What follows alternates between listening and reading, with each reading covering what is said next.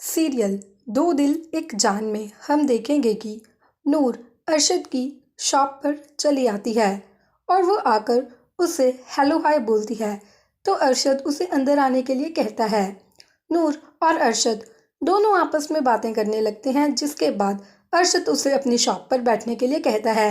नूर smile करती है और कहती है कि वो उसके लिए स्वीट्स लाई थी क्योंकि वो उसके साथ एक गुड न्यूज़ शेयर करना चाहती है। अरशद ये सुनकर बहुत खुश होता है और पूछता है कि बताओ, आखिर ऐसी क्या बात है जो तुम मुझे मिठाई खिला रही हो। जिसके बाद वो कहती है कि ईशान को स्कूल में एडमिशन मिल गया है। अरशद उसे शुक्रिया कहता है। नूर कहती है कि ये सब उसी की वजह से हुआ है क्योंकि ईशान ने एडमिशन टेस्ट पास कर लिया था। अर्श कहता है कि ईशान एक अच्छा बच्चा है, वो काफ़ी आगे जाएगा, वो एक ब्राइट चिल्ड्रन है और वो बहुत मेहनत करता है। नूर कहती है कि अब मुझे चलना चाहिए, तुम ये मिठाई खा लेना और मुझे बताना कि तुम्हें कैसे लगा। लेकिन अरशद उसे जाने नहीं देता, उसे रोक लेता है और कहता है कि मैं तुमसे बात करना चाहता हूँ।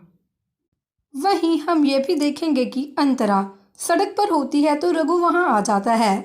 मेरा माँ ही तू ये गाना बैकग्राउंड में चलने लगता है। जब अंतरा और रघु दोनों की आंखें एक दूसरे की आंखों में खो जाती हैं। जिसके बाद वो कहता है कि ये कोई मजाक नहीं है, तुम अभी जीप के नीचे आ जाती, तुम्हारा ध्यान कहाँ है। जिसके बाद अंतरा रघु से माफ़ी मांगती है और कहती है कि मैंने जो भी तुम्हें माँ के बारे में कहा वो ठीक नहीं था। रघु कहता है कि कोई बात नहीं। इतना कहकर ही रघु वहाँ से चला जाता है। तभी एक परिंदा रघु के ऊपर बीट कर देता है। जिसके बाद अंतरा ये देखकर हंसने लगती है। तो रघु कहता है कि तुम मेरा मजाक उड़ा रही हो। अंतरा कहती है कि क्या तुम्हें इतना नहीं पता कि इसे बहुत लकी माना जाता है। रघु उससे पूछता है कि भला इस बीट को लकी क्यों माना जाता है।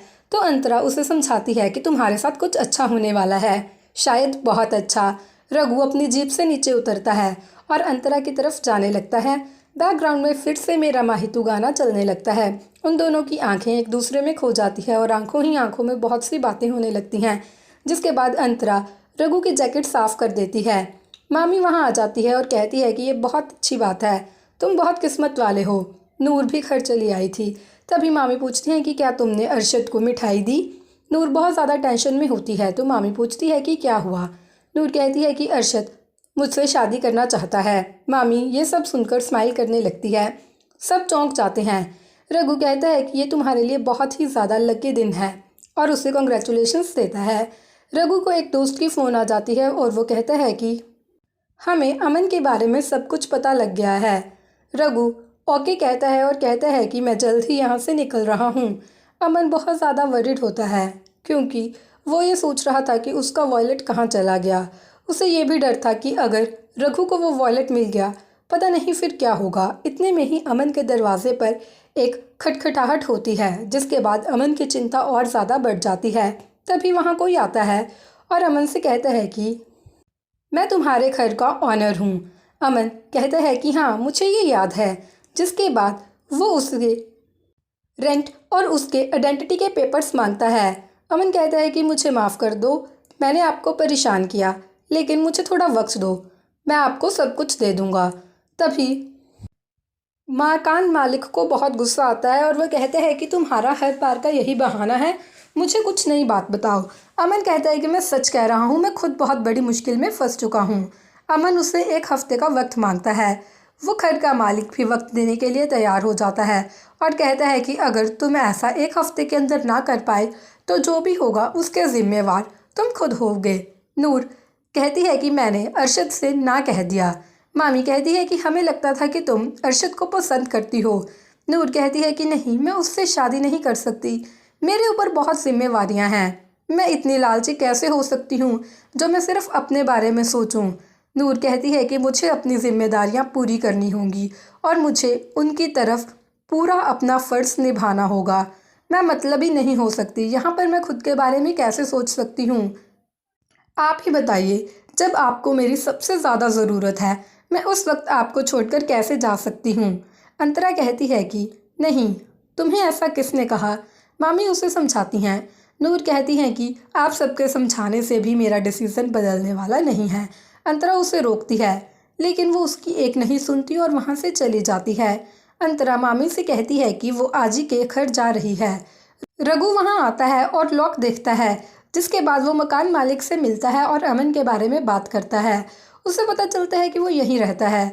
वो दोनों आपस में बैठे बातें करते हैं, जिसके बाद वो अपने घर की चाबियां रघु को देने लगता है। अमन जैसे ही रघु को देखता है कि वो उसके घर जा रहा है तो वो विंडो के पास रुक जाता है और उन दोनों की बातें सुनने लगता है। रघु कहता है कि हाँ, मैं अमन से 2 महीने पहले मिला था। घर का मकान मालिक कहता है कि अमन ने अब तक इस घर का रेंट नहीं दिया है। रघु कहता है कि वो एक अच्छा लड़का है, शायद उसके पास पैसे नहीं होंगे, वो तुम्हें जल्दी तुम्हारे पैसे दे देगा, हो सकता है वो किसी मुश्किल में हो। तभी रघु को अंतरा का फ़ोन आ जाता है, जिसके बाद हम ये देखेंगे कि वो उसे आजी के बारे में बताती है कि आजी की तबीयत अब पहले से ठीक है, मैं डॉक्टर के पास जा रही हूँ दवाइयाँ लेने। रघु पूछता है कि क्यों, तुम आजी को घर पर अकेला छोड़कर कैसे जा सकती हो? तुम ऐसा नहीं करोगी, मैं खुद जाकर दवाइयाँ ले आऊँगा, तुम आजी के पास वहीं रुको, उन्हें अकेला छोड़ने की गलती मत करना। रघु वहाँ से चला जाता है। अमन रघु से छिप जाता है। अमन अंदर जाता है और अपना वॉलेट ढूंढता है, जो उसके टेबल पर ही पड़ा होता है। जिसके बाद वो कहता है कि इसका मतलब रघु को मेरा असली नाम पता चल चुका है। अब वो कुछ ना कुछ करने की सोचता है। फ्रेंड्स, इस सीरियल की और नई अपडेट्स देखने के लिए इस चैनल को सब्सक्राइब कर लेना। अगर आपको ये वीडियो अच्छी लगी हो तो इसे लाइक करें और अपने फ्रेंड्स के साथ शेयर करना मत भूलना।